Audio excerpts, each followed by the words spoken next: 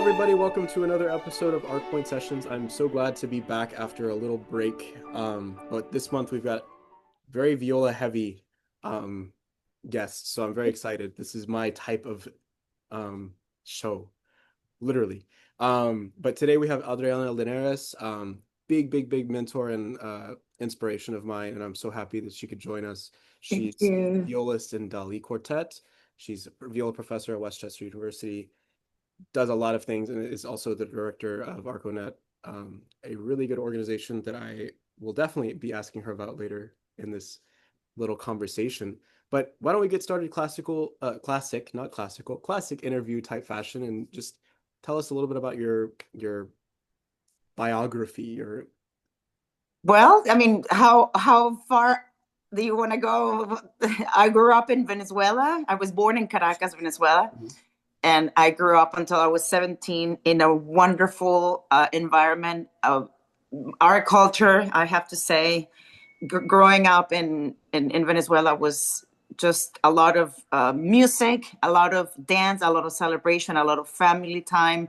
I'm mentioning this because this has to do with the influence to be a musician and to have community around me. I have two wonderful parents that supported me um, throughout my upbringing, and I was lucky, super lucky, to be in a school that was founded by a Czech violinist by the name of Emil Friedman. And he had a saying, and how do you say that when you have like a motto? There's no culture without musical culture. No hay cultura sin cultura musical. There's no. So the principal and the founder of the school was a violinist who migrated from Czech Republic, and we're lucky enough to have him as a mentor, as a teacher, and as a director. And I grew up in an environment where I would go to geography class and then go to chamber music and then go back to language arts and then go to chorus or go to cuatro. We were all, oh, I have a cuatro right there, actually. It's a Venezuelan traditional instrument. So I'm mentioning this because I think a lot of the upbringing with our culture and with that school has a lot to do why I chose to be a musician, and a musician with beliefs of community. Um, Growing up in Venezuela, I have to say, like I mentioned before, having gatherings and singing in every gathering, dancing in every party, I think that all adds to my personality, of course, but also to the way I think and feel about music and why it's so important. So I grew up there, and when I was 17, I migrated to the United States. I was very fortunate to have, through the school that I'm mentioning, they would bring actually Atar and went to my school. Atar, we'll talk about him later, but when he went to my school, he said, I now understand why you are the way you are. So in that school, like I mentioned, a lot of classical music influence and music in general. They brought the concertmaster of the Pittsburgh Symphony, Andres Cardenas. At that time, he was the concertmaster, and he invited me to audition to study with Atar. And this is a really funny story because I only owned one cassette at the time, and it was that recording of the Hofmeister and the Stamets. That was my only one cassette that I owned, and it was by Batar. And he said, "Yeah, I want you to come and Andres Cardenas said, I want you to audition to be, and I have a new professor that's going to fly from Indiana University once a week. Are you interested in that?" I said, "You mean the guy in the cassette? Wow, okay, sign me up." I didn't know much. I at that time I had an offer for a scholarship at another university that somebody had recruited me from Interlochen. But then when this opportunity came up, I was like, I won't lose that. So I ended up in Pittsburgh for a year and a half studying with Atar Arad. And then from there, it was an English program slash performing diploma kind of thing. I see. So that I could get prepared for the TOEFL test. which is the test to pass the English proficiency. So I passed the test and everything was fine, but I was not an undergrad yet. I was still 17. And they couldn't give me a scholarship at Carnegie Mellon. This is in Pittsburgh, because the way they operate, they don't have international student scholarships. And Atar was kind enough to then say, do you mind if I take her to Indiana University then? Because this girl, she's not going to go back to Venezuela. And, I really want to teach her. So he helped out the process for me to go to Indiana. And then I ended up doing my undergrad at Indiana University. So from there, I took a year off and I had a quartet and a university job at the University of Louisville. And then I went to do my master's. I wanted to get into Curtis, but there was an age cut of 23. And the cut was January 31st or something, and my birthday is January 30th. So I would have turned 23 exactly a day before. So I remember I talked with Roberto Diaz. He said, well, we can make a letter. We can see what could be done. But I just really couldn't audition. And I really wanted to study with Roberto Diaz. So he was kind enough to still accept me.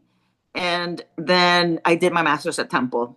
So I would drive to his house or Curtis for the lessons. And then I did my academics at Temple University.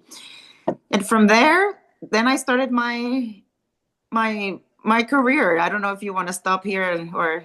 Yeah, let's pick apart from this part because there's some interesting things you've already said. Because full disclosure, of course I know Adriana. But when you were talking about Venezuela and the culture, something that that's important there that you brought up was the community of the music education scene, but also the culture of the music scene that you embody extensively well within your summer festival program. So I do want to ask you, is that like the biggest inspiration for you beginning that program? Is just your you see, the thing is, as I grow older, I understand I'm putting pieces together of why I do what I do. Yeah. And even though our mentor back in Venezuela didn't tell us you have to be embracing with your students or you have to create community, they never was taught that way, but it was taught by being done. Yeah. If I make myself clear. So the camaraderie, mm-hmm. The sense of community, the sense of unity, the sense of we can do this together, mm-hmm. align with a really high standard of whatever you do it well. Right. It doesn't matter what you want to do, as long as you put your heart and yourself into it, it just sells automatically. Would you believe that I'd spend $0 on marketing for our festival? Zero. I have a budget that I have to do this and I have to pay for the food and I have to provide housing. Zero for marketing, just because it sells itself so beautifully. You go and tell someone else, I can't describe how much fun I had, but it was quality combined with human contact. And I now understand that the festival is a merge of everything that I've ever wanted or that I went through. Maybe not the same way because we're in a different country and it's a different, yeah. but really merging all those values of really, you went there. It's hard to describe. It's pouring my soul into it, meaning my humanity, like the friendship, the unity, along with food, which for me is so important. I think more about food sometimes than I think about music. And it's my way of expressing love. One of my ways of my love languages, food, and then quality, because I want it to be good. And I've always said this to anyone. It doesn't matter if you're doing something down in your basement or in a humble church that like we do it at a church. it doesn't matter if the quality and the human quality and the product of what you're doing shows, then it sells itself. Believe it or not, I don't spend a dollar on marketing anymore because people love it so much. They spread the word, and then just, and it's hard to describe because it's like, well, it's really good, but it's a lot of fun too. And then it's like we eat really well, but then we're happy, so we play better. Right. So definitely, this is something that I realized I was not planning to do this way. It was just happening organically because of my influences as definitely the cultural aspect really is present with the high standard of being good or excellent at what you do. Yeah, and this is a big reason that anyone who asks, "Oh, I don't really know what festival I want to go to," they're like, "I don't really want to do Aspen again. I shouldn't name names. I don't really want to do X or Y festival again, but I want to do a festival to keep me in something." And it's like, now that I've been there, it's hard not to recommend something like that because the biggest thing that I always tell people is you have really good quality musicians who are not hiding who they are as people. That was the biggest thing that I realized is it's just like Yeah. you either cherry pick the right people or the right people are attracted to that sort of thing to where I have not been to very many festivals, but compared to the others, this is the first time I've gotten a text message from people that I met at this festival that still stay in touch and ask how I'm doing, but even more so was invited to go do a chamber music concert out of in Vegas with Calvin and Elton and all these people and Noah. So these people are really special. So Adriana does really good with what she does. So I think Thank it's you. really important to remember it doesn't have to be something crazy. It just has to be authentic. And that's Right. And where we the align. times come for, I've always understood that it's better to have growth, slow but steady, because Mhm. remember, this is not a competition. I'm not competing against anything. This is more like a marathon. Yeah. Who lasts the longest? For us to last, and we can talk about the festival later, but this is our 23rd annual consecutively, in even including during the pandemic. Yeah. So for me, it's more important that stay steady than to grow exponentially and then to not be able to afford or to be able to produce it. So yeah, and I always say it doesn't really matter where you do it; it's how you do it. Yeah. Yeah. uh, Exactly. And something that I want to go back to too is, you mentioned uh, Atar and Roberto Diaz as your two primary mentors. How did you come to like find I'm going to use the word fascination, but uh, how did you come to find them as the mentors you wanted to choose? Because I know Atar was coming to Venezuela, right? well, no, At Atar came to Quartet. Venezuela later. Okay. Andres Cardenas, he um, he hired Atar that year to go to be in that university. Okay, so he was just the So he professor chose, there. like, I didn't choose him. I was just lucky that I was applying to that school, and Andres was, and then like I said, that was the only recording I owed, and I was thrilled, of course, Mhm. as a 17-year-old to be studying with someone like Atar. Like a hero, And right? I, oh my goodness, my Yeah. only reference, and here I am, lucky enough to study with him, and I think it was a perfect match because he really brought. I was studying with him for 6 years actually, so that Mm. year and a half plus my 4 years at Indiana University. Um, I think, to be honest, I grew up in a very musical, and what I mean by musical is like not very technical um grow like I didn't grow up doing scales and too many etudes. I did enough to get me by, but it was all more about the music. It was more about chamber music. We had a wonderful camerata style group. We had the youth orchestra. we had the chorus. I liked the things that had to do with everybody else being there. Yeah. Honestly, I was never a crazy, like I didn't do such technical work.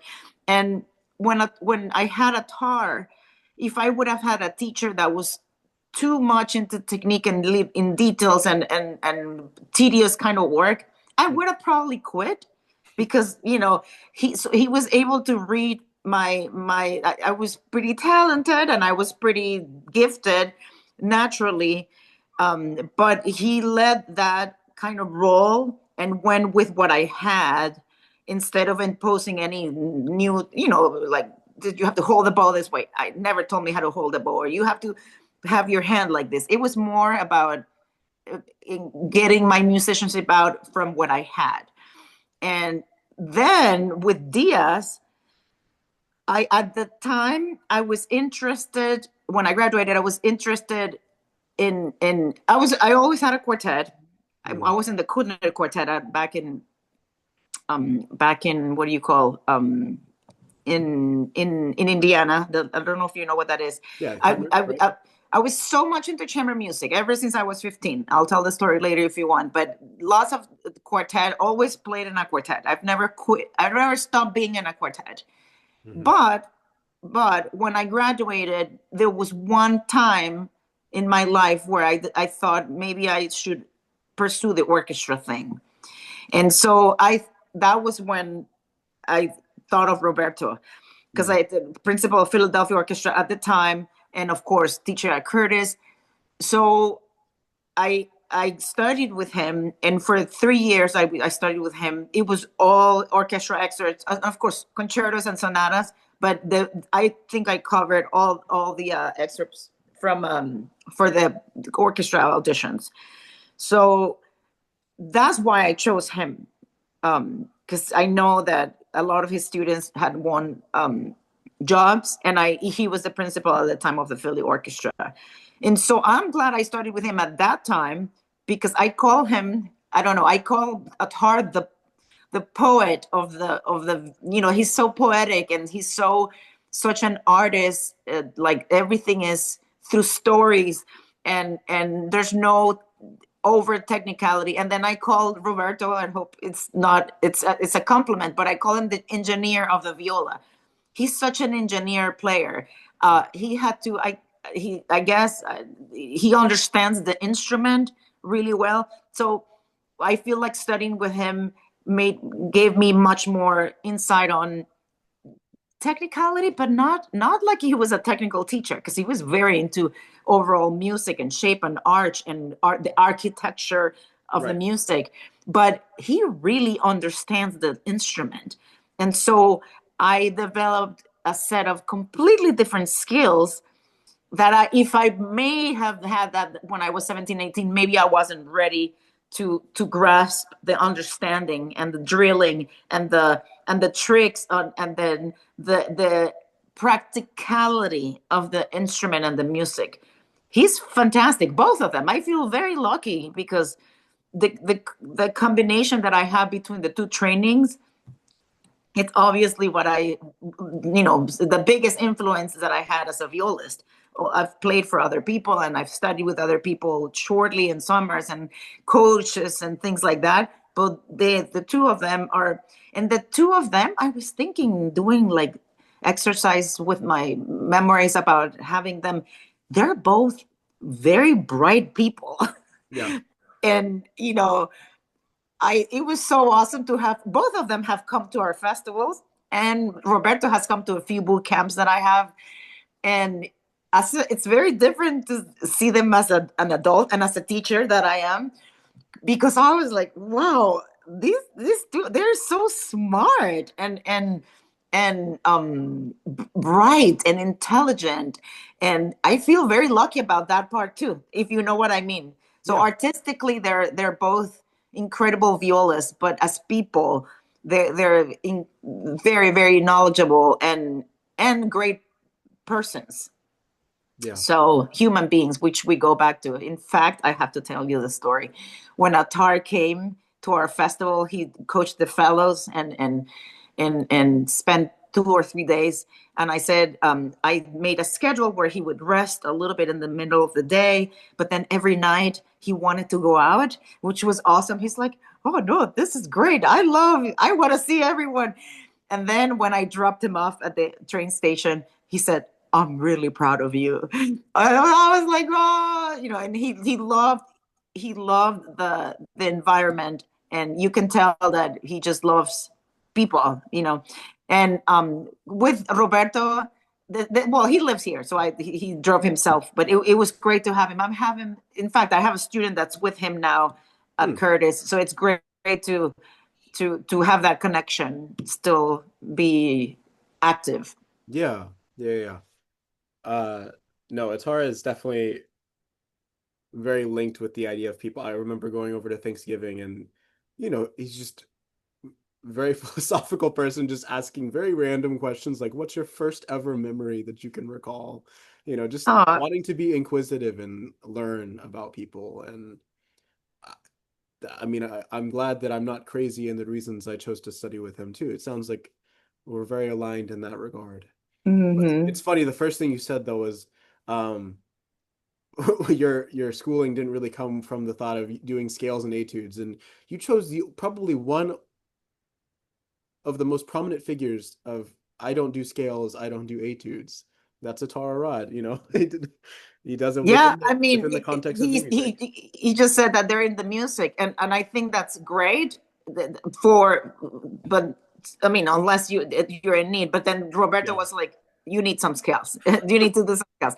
And what I tell my students is like, you know, I um I find ways to be creative about it, because when I was younger, that wasn't taught to me.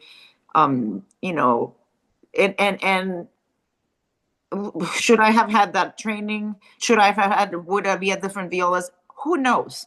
Right. It's like math, like math concepts. Sometimes when you learn something in third grade and then they re-explain it in seventh grade, it makes more sense and it clicks. Learning is like that. I feel like maybe if I had so much technical information, maybe I didn't even know how to grasp it, or maybe I don't want to overdo it, or it gets Yeah. tedious. So I think time is perfect, and you know things happen for a reason. So I'm glad that I didn't have that. And then when I came to Roberto, he was like, okay, let's do some skills. Yeah. I mean, I think it's the same thing as what you were saying about Dali Fest. It's not a race, it's a marathon. You It's know. not a race, it's a marathon. Exactly. It's we don't have to come.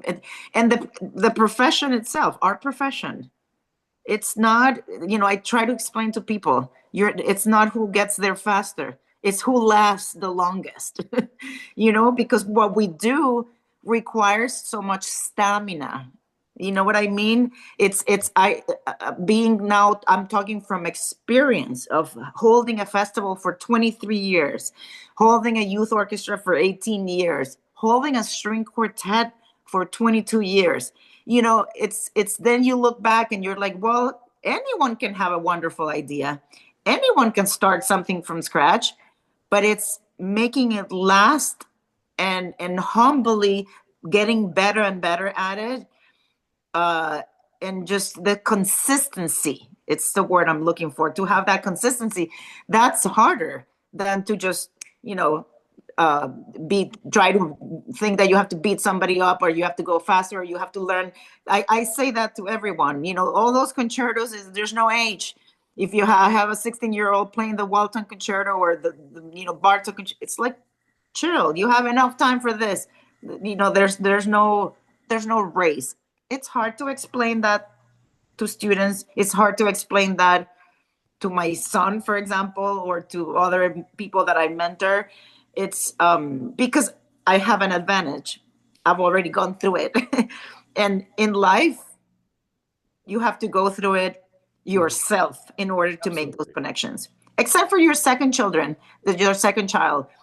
My first child, it always has to go. And my second one is like, I'm not making that mistake. I'm taking the advice right away. But we all learn and absorb information in different ways. So some people just, you tell them, look, this is how it is, like just do this.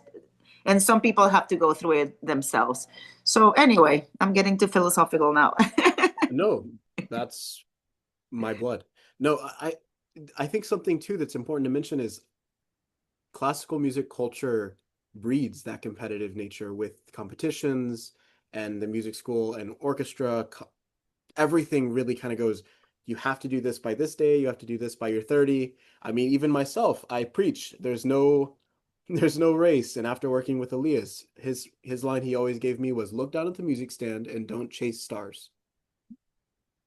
And I still am like, well, I'm 26, I'm nearing 30, I need to win Primrose or something. It's like I have this goal, but you can't let it lose the long term of like, you know, am I gonna Yeah. burn out by the time that I'm 29, you know? It, yeah, no, it's easy to say, like I said, because I've already gone through it. I haven't had a typical career path. And by the way of being persistent, I think that's what, now looking back, that's how, for example, our quartet has been able to have a career. Because you see, when you win a competition or something like that, boom, it's like a hype. And then you think you're going to have an amazing career. Well, you know what? It turns out it takes time and effort to continue that, but you can have a burst of energy in your career, and then it could go down. It's like the For stock us, market. what's that? It's like the stock market. Just exactly. And then for us, it was slow but steady. And it was through hard work, connections and network and personality and quality of product, all of that we've been able to sustain a career in chamber music. So which one is right, which one is wrong? There's Right. no path alike. But you tell me how I can explain that in a way. I mean, in boot camps, we have sessions like this, and even in our festival, sometimes there will be open talks. How can I explain to persons that are 20 or 30 years younger, look, you got to go through this. There's no equal path. If you lose, I just had somebody uh, burst into tears yesterday because she didn't make it to districts.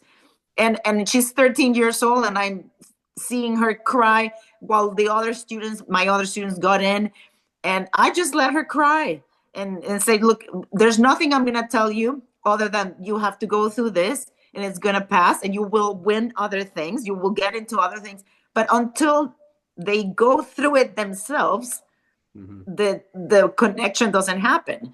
But I mean, same thing with my son Andres, who just won Sphinx. Yeah. Can I tell you that he won 3 times already and was in the semifinals and honorable mention and not get the first prize or be in the finals? And it's devastating.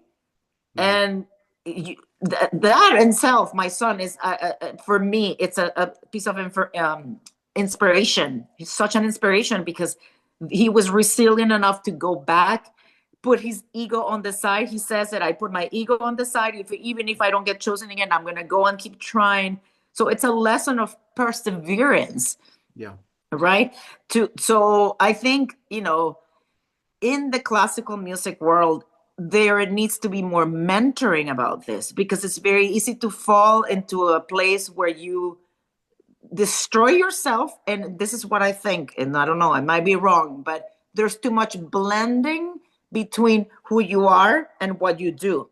You're almost thought as if you are what you do, and it shouldn't be that way. When people go into their office, they go into their office and then they go home and they don't think, I'm an engineer, and then if I do something that's not right at work or I lose something, then I'm a bad person. It's very easy for us musicians to blend. I don't know if I'm making sense. Yeah. To blend who we are with what do we do. So you lose a competition, and then it just, your day, you suffer through. Oh, I'm telling you, I've had to go through it with my students, with my son, and with, like, young professionals.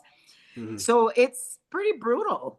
So I think, the programs like the ones that I do, or you know universities should have more of like mentoring, because that's what I feel sometimes with my students. Sometimes I spend 30 minutes talking. Yeah. They're talking about what's going through their mind, how they feel like they lost. I just dealt with another student that didn't win the concerto competition. He was the runner up. And here I am for 30 minutes listening to their disappointment. Hmm. And it's a lot of disappointment against one or two or three things that they win. And that's the career path. That's Yeah. it is. It's like actors. I think they have it worse than us. So many auditions that they have to take. One of my best friend's son, he's an actor and a singer, Broadway style, Hmm. and oh my goodness, it's so brutal. They go into all these auditions and they don't get picked. So it takes stamina to be in this profession. It's not a race. It's not a competition. It's a marathon. Like Yeah. I'll keep repeating that because I think it's important. Yeah. Yeah. I mean, sometimes it's the simple concepts, but there's also this thing that's on the rise of accessibility for that marathon, right? Because it like for let's take orchestra auditions because it's easy pickings for, you know, hard. The famous line I have with another colleague that came on was getting an orchestra job is harder than getting into med school, which statistically is actually true. True. I I checked like and I was that. like, Yeah. oh my gosh. But what would you say about accessibility for um, keeping on track for that marathon? So, in terms of paying for the travel to the auditions, or having the right equipment or instrument, or the mentorship and lesson costs, or the accessibility to the education and everything, because we all know that a lot of cost to many of the programs or anything else honestly in the world is pretty expensive. There's a few things that are still Well, affordable. I'll be honest. This is not a cheap career Yeah. to choose, and No kidding.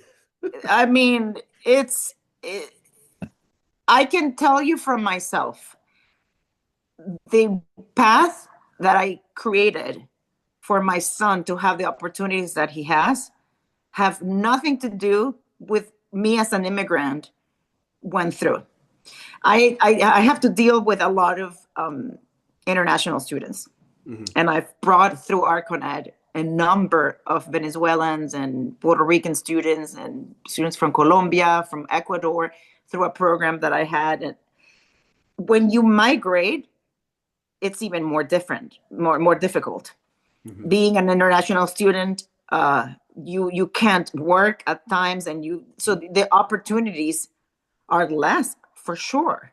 Yeah. Because getting to a festival, even if you get accepted and get a full scholarship, getting there is money. I have a friend that got into Queen Elizabeth competition for violin and couldn't afford to get there. So I constantly talk to my children about it, not in a robbing way or anything like that, but about how lucky they are that being the second generation of a classical musician has paved the way for in this case of my son to have so much success, to have access to all these things. I'm there when he needs money to get to China because he has a competition. Um, or I was able to drive him to certain festivals. I mean, I know people that couldn't afford to get to a festival. I know cellists that couldn't afford to come to Dali because they had to pay for So I feel in my regard that I'm able to provide for my son to have that career. Look where he's gotten. He's doing incredible, but I worked my butt off before. Does that make sense? Like the second generation, as if you're, when I say first generation of immigrants, first generation of musicians. So I think of, like, for example, Jesus with from my quartet. his wife is in the Philly orchestra, and their daughter just started a career in cello. I mean, that advantage that she has over what Jesus went through as a Puerto Rican immigrant, it's not the same. And that has to do with, of course, financial stability. Yeah. And if I was not financial, well, I mean, let's be really honest here. When I graduated, I was a single mom for a while, and one of the reasons why ArCoNet exists, it's because I couldn't afford to take my son to New York City or Philadelphia Orchestra, Philadelphia area. I said I need to start something where my kids go to, and they go for free or for less money, and then I bring my own quartet to teach, and then from there everything took off and all that. But the biggest inspiration was to create an environment for my son that I couldn't afford to go to Philly or to go to New York and pay $100 for a lesson. I couldn't do that. So should I say that everybody should be doing what I did? Of course not. But nowadays, there are more organizations. I wish I knew about some of those back then. Of course, my career has taken off, and I'm in a different financial position that I was 20 years ago. Right. But now there's more resources. And as we go, there's an organization in Philly that if you get in, they pay for your lessons, they help you with travel. There's things like Sphinx, Yep. that will help you with travel costs, and but for somebody that's paving the way themselves as first generation of musicians, I mean, it's hard. It's hard, and I almost feel like I'm honest to people. This is going to be a hard marathon to run, but also expensive. So what is the solution? I mean, it's hard to say. You have to have taking auditions is a full-time job in itself. Yeah. But then and like my son right now is doing a lot of competitions. Competitions are a full-time job. You need at least 7 to 6 hours a day to be practicing that instrument, and that takes up all your.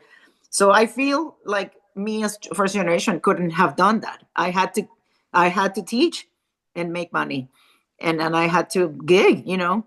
So it's hard to say what is the solution. I'm thankful for a few organizations that are thinking of this, but definitely there should be more resources out there to support young musicians, because you graduate and you're like, now what? Now what? I hope that answers your question, because it's hard to say. I'm gonna speak because I really haven't talked about this publicly, but I'm one of those first generation musicians, and like my family is more in debt than I can really proudly announce. It's been always an uncomfortable situation, and a big thing for the people that can't support their children is fear, right? It's always this concept of, is it pay for the house and food, or is it get this kid lessons or go to the summer festival? And it's always, of course, going to be house and food, right? That's the priority. And I was fortunate enough to have scholarships for youth orchestras, right? But that fear factor was something that I really wish I didn't buy into too. If I wanted it enough as a kid, they would have made something work, right? So I think something I want to give as advice is, if you want something, don't be afraid to ask, Yeah. because there's always going to be at least currently, there's always going to be someone or something that will help you get that. Yeah. So for summer festivals, email for application fee waivers, and emailing for lessons. If you can't afford lessons with a teacher you're dying to go work with, I bet you they would reduce the cost or something.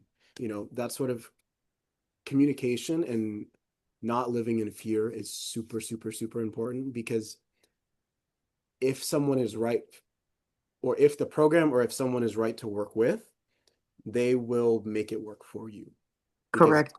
musicians are also human. And we know Correct. what it's like. Yeah. No. I hear you completely. I Yeah. mean, that's the story of my life. Yeah.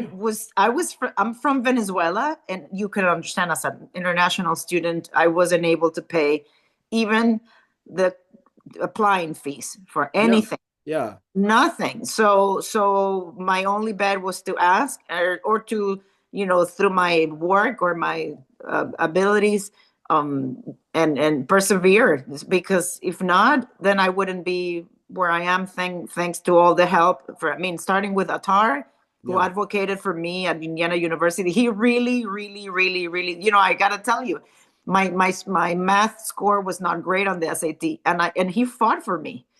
He fought for me. He told me that. He fought for me. Like, this girl, she has a lot of potential. We need to help her. And that's how I was able to have a full scholarship at Indiana University. Yeah. And then, can I open up and be honest Sure. more? Okay. This is a podcast, it's free. What it's for. Yeah. I there was one year I got married and got pregnant while I was doing my undergrad. Mm. And there was one year that I was alone, and the university helped me with the housing. Mm. And and this is all Atar advocating. And of course, I was doing great, and I won the concerto competition, and I won the quartet competition. So it's not like they were just helping me because I was showing a lot of devotion. But the last year, I had some trouble with housing, and they helped me with my housing, and in addition to the tuition. So, full disclosure, I'm proud of that. That they were, like you said, if you ask, chances are people help. But of course, you have to be in a position where what you need to be always ready, meaning you got to be responsible, you got to do your craft well, you have to show that you're, because but the help is out there. I It's a testimonial. The Indiana University just, they helped me a lot. And yeah, so anyway, to continue with what you said, keep asking. Yeah. You don't lose anything. Yeah. Nothing's gonna happen negatively, I don't think. No, the It's worst on your thing that journey. they can say is to say no, and then Yeah. you're okay, thank you. Yeah. I mean, I think the biggest testament there is, like, you don't even have to be the best musician in the world to be getting it's just, are you being, do you care, and are you dedicated? Right. Yeah, And then dedication is people will huge. help you. Hmm. Yeah. So you mentioned something about starting ArCoNet because of Andres, right? And it kind of was segueing perfectly into, I was going to ask you, what made you start it? So accessibility was one big factor, I think. But was Dali Fest or Dali Quartet was already around before, right? Or was this No, okay? no. So it all happened the same year. So Gotcha. I feel like a few components came together.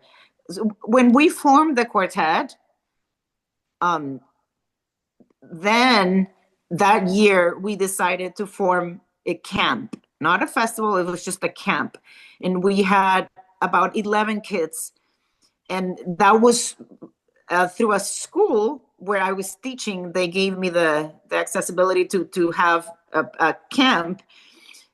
So with the quartet, we started that camp, and we started a concert series during the year. At the same time, my son was in third grade, and he had started the string program. And so those we started the camp.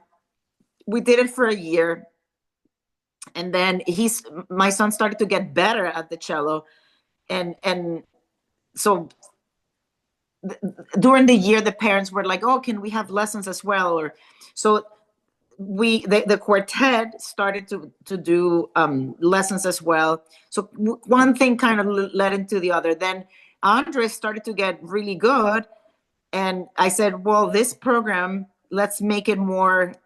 It was just a part of the school, but then we rented from another place, and we called it Elite Strings, like more elite kind of training.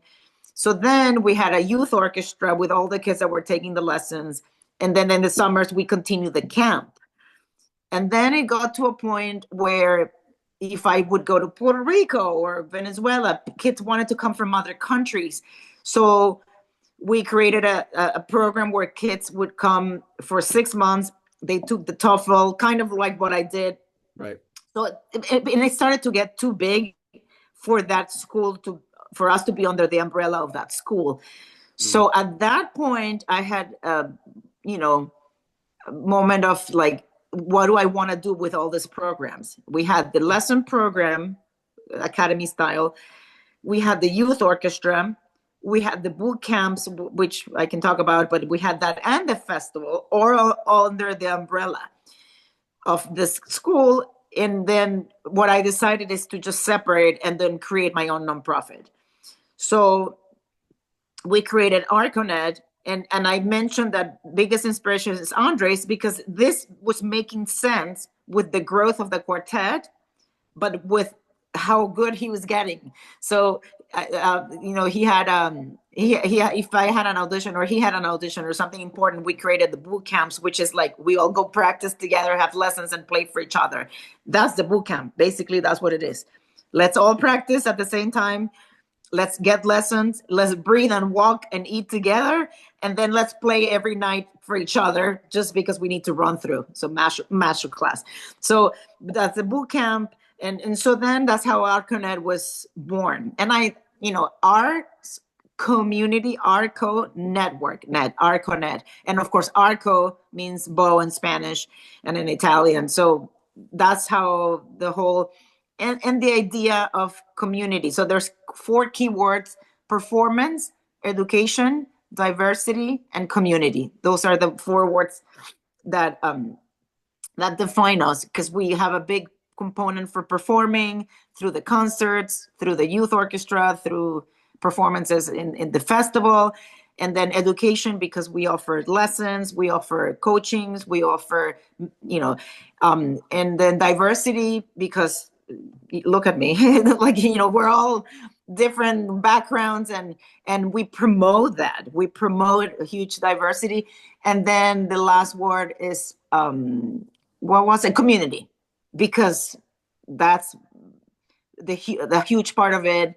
It's better when we do it together, period. It's just more, I grew up like, practicing at the same time my friends were practicing felt better than practicing by myself. I'm not gonna lie. I'm a social butterfly. And so the sense of community, that word, we felt like that word needed to be included in the 4 keywords for the nonprofit. So that's how ArCoNet was born, out of all these programs that were like little children, but already. And then we had the nonprofit status, the 501c3, which allows you to get donations, which we need to get better at that, because we have that status. And the festival is under the umbrella, and all these other programs that I mentioned. Yeah. So I feel I typically do this moment called the resonance moment, and it is a pun, on resonance of our musical instruments. And you kind of already answered it, but I want to just specifically ask and see if you have anything else you'd want to share. Was there a moment when you realized that your role as an artist or musician expanded beyond just your performing and teaching?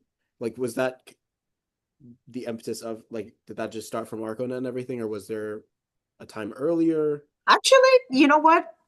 I never thought I was going to love teaching or be a teacher. And this is something that in our field, it's not explained enough. I wish somebody would have told me. No, I don't wish, because I like how things turned out for me, but nobody talks how important it is to teach, but not also so important, but like sustainable. It's and I don't know any musician that doesn't teach, except for maybe Yo-Yo Ma, that doesn't teach in a school. Pearlman, Zuckerman, they all teach at schools, and this is something that's not stressed enough, I think. So early on in my career, I made a connection with teaching that I was not expecting.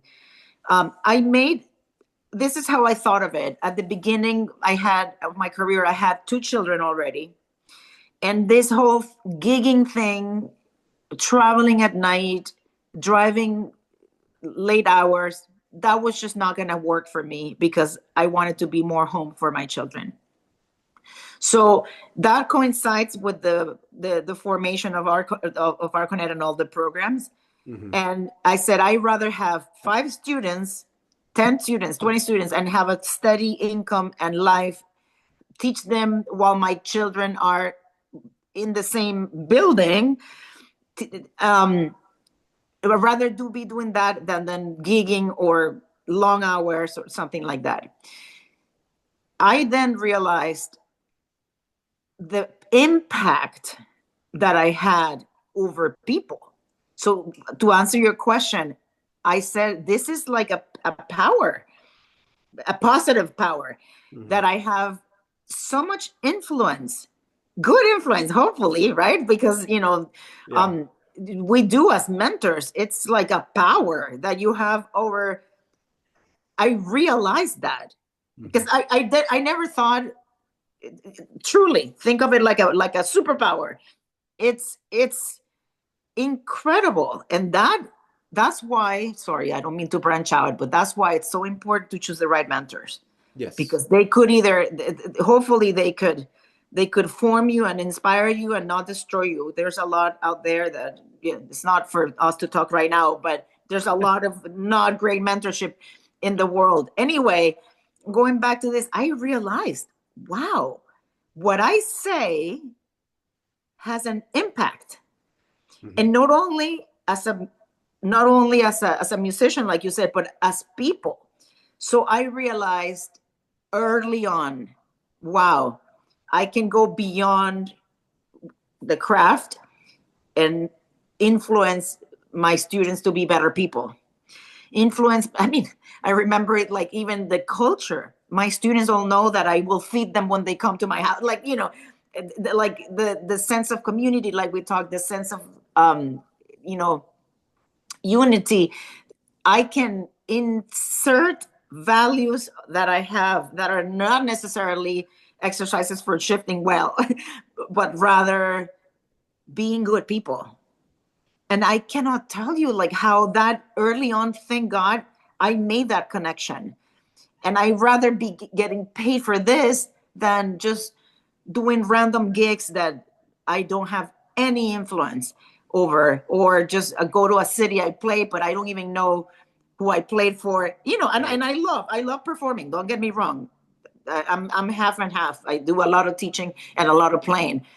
But I did realize that early on, that the power of me sharing my values and Mm-hmm. creating human beings was done through the vehicle, was the music and the teaching and the craft. But I was able to get much more, and to the point that my board, they're all my best friends. Like, we become family almost. My kids, I took a little bit of a time off this, and then to just see my students give me hugs and say, "I miss you so much," and I just, and sometimes I don't even realize the influence. That's why, I just love what I do, and I think we have so much, so much influence, and to not just project the music and share the music, but to just be better people.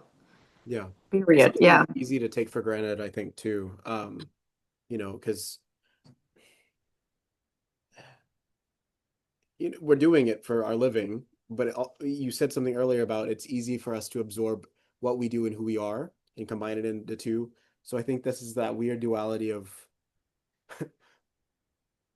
we are musicians living and breathing, but we have to also not let everything be affected by that somehow. It's a Right. weird balance, right? I was talking to someone last weekend in Harrisburg about that. It's just so easy to get blended because we do it with so much passion, and it takes so much of our time. It's easy to get blended, but the point where we have to be careful is oh, I played bad, I played poorly, I'm a bad person. Yeah. That's, I am a person who happened to play poorly in this instance, and in this particular competition. That does not define who I am. It's there where we have to set boundaries Yeah. Hmm. to, but definitely my identity is, you know it, part of my identity is I'm a mentor, I'm a teacher. And you know yes, if I played a concert and I'm not so happy about it, it affects my mood, but it doesn't affect who I am, and that's where we have to draw the line. Yeah. That makes sense. Absolutely, it does. And it's something that's, again, something you can say over and over again to many people, and then they Until have you to go learn. through it. Yeah. Until you go through it, yeah, for Because now sure. I'm working with Mimi and all of these people that I considered heroes growing up, and I see the videos of, the violin virtuosi and everything, and I look back and I'm like, I had something very similar. I just took it for granted, and then I also didn't participate in the part that might have been most important, which is the community part. I was Hmm. so self-absorbed and focused on technical and trying to be the best, whatever that means, that I missed the biggest part of it, which was creating the friends and connections, or just learning who I am realistically, right? And that was the Correct. biggest thing I saw from that circling around documentary that she had. And it was like, these are all really fine musicians who grew up in this program, and they are quality. But you got go see that documentary. They're working hard, don't get me wrong, but they're also having a lot of fun and traveling, and It's you know, when you feel better, you do better, yeah. you learn better, you grasp better. It's you're in definitely. I'm a big fan of that. One thing that we talk in the boot camps, it's definitely be a well-rounded individual, because Hmm. when you are in the right mental state, then you will play better for sure. And that's something that happens in our festival. I mean, I feel like every year is great. This last year was awesome. It just like 17 quartets in the same building, you know, Yeah. and everybody's like, and eating together and having a good time, and then the groups are getting to be friends. I mean, that's a hard job for me because I'm the one who pairs everybody up. So it's a hard job to see like if somebody's gonna do a good match with so and so, and but definitely to see that friendship come out. It happens in the coffee time. It happens in the lunch. Of course, you can be talking on in your rehearsals, but when you then outside of the room, you establish these connections. It's gonna make you play better for sure. So Yeah, absolutely. Well, thank you so much for your time. I know that Dali Quartet is doing a lot of touring. Do you want to talk a little bit about where all you're going? you know what? Let me pull out my cheat because it's hard to keep track. But I know we're all over the place. We're in Mexico. We are in um, California. We are in Colorado. We are in West Virginia, Westchester, Pennsylvania, Hartford, Connecticut, Buffalo, New York. It's just nonstop. Everywhere.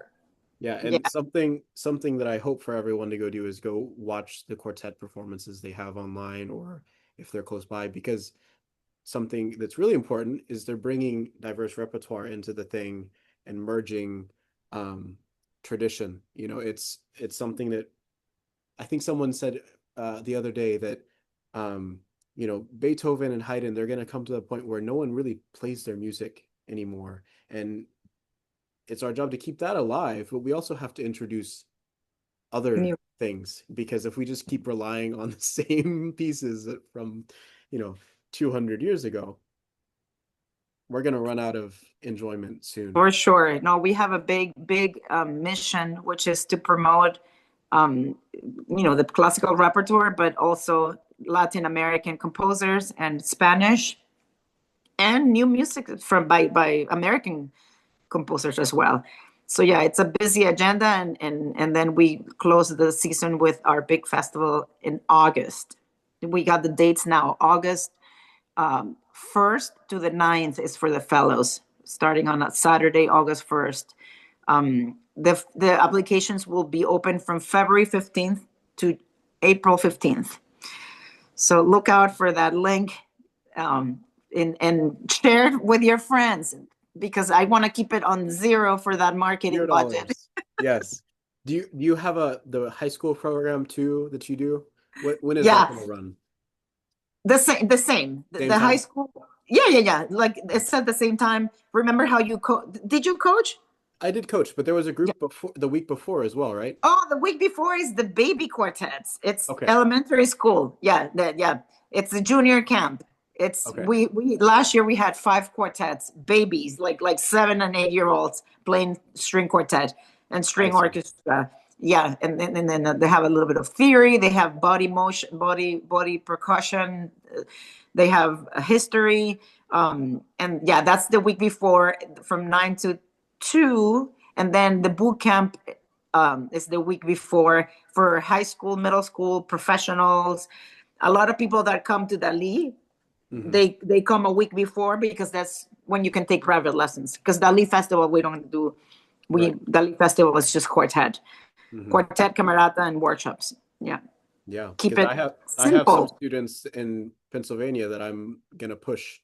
So I'll have to talk to you later about that. So Awesome. Thank you. You yeah. see, you became an ambassador for what we do. Without No, that's great. That's worth millions. Thank you so much. Yeah. Well, I'm glad to be able to share the message. Thank you so much for talking about your story, and hopefully this inspires at least one person that can watch the video just to be be versatile, be human, be authentic, and it's a marathon. Thank you. Thank you Yeah, so much for your invitation, and thank you for doing this kind of podcast so that other people can see and get inspired. Thank you. absolutely.